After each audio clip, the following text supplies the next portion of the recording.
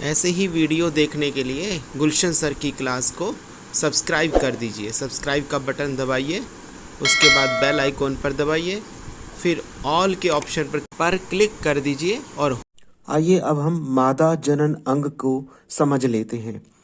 मानव में मादा जनन अंग जो होता है उसकी संरचना इस प्रकार से होती है।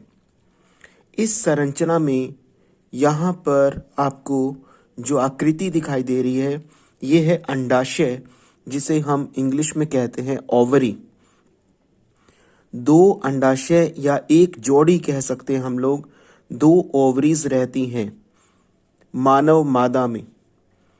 इस प्रकार प्रत्येक माह इस अंडाशय या ओवरी से एक अंडा जो है वो प्रति माह 28 दिन के साइकिल के बाद इस ट्यूब में आता है।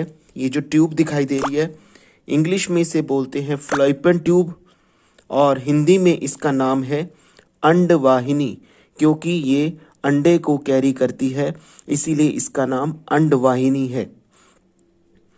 ये भी इसी प्रकार से दो अंडवाहिनियां हैं, क्योंकि जिस भी अंडाशय से अंडा या एग निकलेगा वही अंडवाहिनी उसको धारण करती है, कैरी करती है। उसके बाद यहाँ जो आपको आकृति दिखाई दे रही है ये बैलून लाइक स्ट्रक्चर होती है, यानी कि ये लोचशील रहती है। इसे कहते हैं गर्भाशय, इंग्लिश में इसे यूट्रस बोला जाता है। यही मादा जनन अंग का वो भाग है जहाँ 9 महीने तक बच्चे का लालन पालन होता है।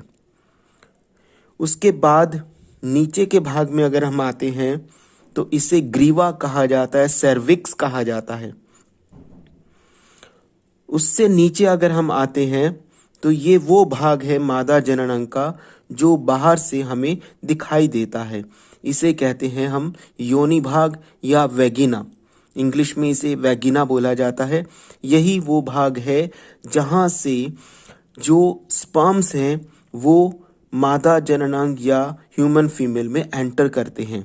वैगिना, योनि, इसे वो भाग भी माना जाता है जहाँ से बच्चे का जन्म होता है।